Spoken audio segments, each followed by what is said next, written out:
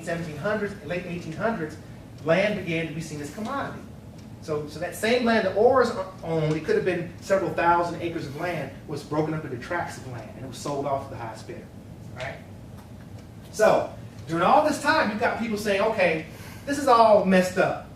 Why is it that Prince so-and-so controls the Orr family? Right? Prince so-and-so owns all these resources, right? Prince so-and-so is renting out this, leasing out this land to the Orr family, right, in wherever, England or wherever your family is from, right? And you have no say in it. And Prince so-and-so can come down and say, get off my land, for no reason at all.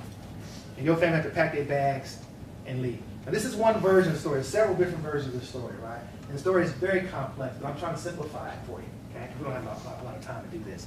So people are thinking, I don't want to be controlled by Prince so-and-so, right? Prince so-and-so is in my life, telling me how to live my life, and I don't appreciate it. I'm not feeling that. Why does Prince so-and-so have to, that whole piece of land, why does Prince so-and-so have to tell me, tell my family where to live, where to go, etc.? I don't like that, okay? That spawned a whole lot of dissent. And dissent spawned what? Revolutions. Several of them that took place, right? You guys heard of the American Revolution being one of them, the French Revolution being a really important one, right? A huge one. As far, the French, that's really, really a fun one to study. Remember with Marie Antoinette, she says, what are you going to do with the people? People are starving, give them cake, right? Yeah. Give them cake, give them all cake, right? I mean, so there's a lot of versions to this story, but it's an important story because it sets the context for why we're talking about race today. So, okay, the goals. So liberal humanism is a project. So how do we make people? How do we talk about people in a way that humanizes their existence? Okay, and then secondly, the goals of this project of human liberalism is how do we perfect human life? Right? How do we perfect people? Now we're talking about it again from a European standpoint. We're not talking about it from Africans' perspective or Chinese perspectives or different nationalities, so-called races. We're not talking about it we're talking from a purely European standpoint. Okay? And obviously, where the contradictions come in class is when you're looking at racialization, sexualization, and class stratification, etc. Okay? Now, here's the narrative, the most important part. And that's the part from Europe prior to when we get to right here, racialization. Now, the important part here is that, okay, we're talking about the perfectibility of certain groups and societies, right? Primarily European societies, right? Now, of course, even within European societies, certain groups were left out of that discussion. Primarily the Irish. The Irish were hated and vilified and demonized like they believe. In fact, there's still enclaves in the East that are strictly Irish enclaves. And the Irish eventually became integrated into the larger American mainstream, okay, eventually. But the hatred for the Irish was bitter, absolutely bitter. It's a fascinating story. There's a book called How the Irish Became White by Noah Ignatia, another book called The Invention of the White Race by Theodore Allen, volumes 1 and 2. Very, very good books to look at.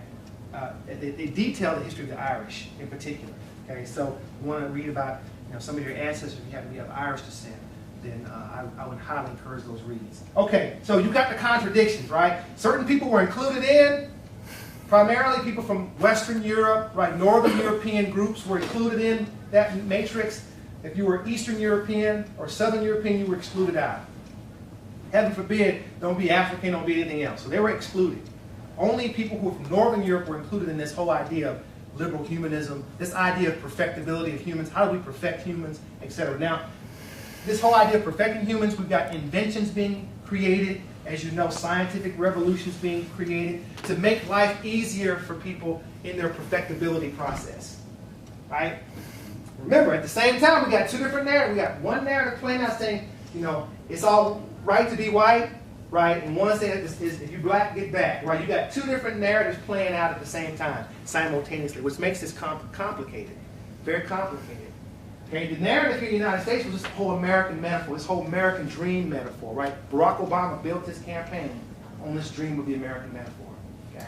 This whole idea that if you work hard, you guys can finish it for me. You can finish the sentence for me. If you work hard, whatever, right? You're going to be successful, You're gonna get yourself a job, right? You're gonna have a family, a dog named Boo, a white picket fence, a Chevrolet. You're gonna love baseball. You're gonna love apple pie, right? That's the metaphor. Right? You've heard it, but you've heard that metaphor, right? Yes. Let me tell you how you've heard that metaphor. You are the embodiment of that metaphor because your butts are in this chair, right? You're trying to get a piece of that pie, albeit a very small piece of the pie, but you're trying to get a piece of that pie. That's why you're here, because you believe that metaphor. You believed it enough to be in school, right? Now, before World War II, okay, this institution, I don't know if it was here. Was it here before World War II? It was opened in 1967. Okay, so after World War II. Institutions like this weren't even available to any of you in here, okay?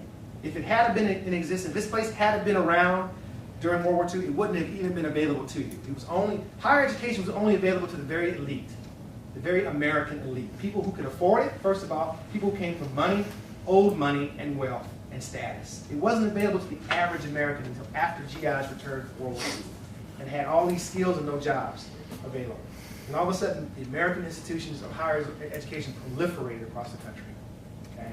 And the GI Bill revolutionized funding opportunities, the Pell Grants, all these things you all take for granted, all came about because of returning GIs from World War II. And I want to, again, there's two different narratives to that. You got the white narrative playing out, right, with all these opportunities for white soldiers returning, right, and you've got the black narrative playing out. And I say black or non-white narrative. They were denied access to the same things that whites were getting, right, and they were fighting and dying and bleeding in the same wars, right. There's a whole nother script. There's two scripts playing out. Remember that. There's two narratives playing. There's a European narrative at work, and there's also a non-European narrative at work. So you've got the grand narrative, American dream metaphor, the harder I work, right, the more success I get. And some of you all see the contradiction in that, right? Okay, all you got to do is drive down the 8 Mile in Pritchard, you'll see the contradiction in that. Right? What about these people? What happened to these people? Right? And of course, how we justify that is, okay, well, they didn't make good decisions. Right? We typically equate them, we lump them in the category as them, they didn't make the decisions, therefore that's why they live in these conditions, right? Not recognizing there's other factors involved. Okay, now what's going to get us there? Capitalism. It's going to get us there. It's going to get us closer to why? Because we're going to put all of our efforts, all of our eggs into this very nebulous, abstract, right, system we call what? Democracy. Market. Right? The market. The market. What kind of market is it? It's an economic market, right? It's a free enterprise market, which means what? Laissez-faire, hands off. I can, let me compete in this marketplace. And it's an abstract principle. It's abstract. You know what? The market is a breathing, it's a breathing, living entity. If you go out right now, okay, what happened when it was announced that your boy was sick, Steve Jobs? What happened to Apple stock? Plummeted. It just went boom. Steve Jobs said, "Oh, it's literally an organism. The market is an organism. The economic market is an organism. The second market is the marketplace of ideas. Okay, and that emerged after the 19th century, or after World War II, around the 1950s, when you start to see the marketplace of ideas sort of come into its own. What do I mean by that? I mean higher education. Okay, this is supposed to be a laissez-faire environment where faculty, professors like Dr. Juarez can get up here and teach you whatever she wants to teach you and say whatever she wants to say and be protected. Right? Doesn't always work that way, but it's supposed to in theory. Okay? Because these institutions are supposed to be hands-off, laissez-faire. I beg to differ, depends on where you go, especially at BYU. That won't happen at BYU. Okay? It definitely won't happen there. Okay? But public institutions are supposed to be available, that's supposed to be available to you. Marketplace of ideas means that you can share your ideas, I can share my ideas, we can come to a consensus. Right? It's consensus building, it's to make you more enlightened, it's to make you challenge your assumptions about what you know about life as it currently exists. Most of us, when we live our lives, we're so myopic. We don't tend to look outside of our own existence. Okay? So when I say to you, I experience racism, you say, oh, you do? I don't experience that. Oh, you're just imagining this. Right? Why do you black people, you always complain? Right? Have you guys heard that before? Why do you always complain? The angry black man or angry black woman or whatever, right? So, but my experience or at least your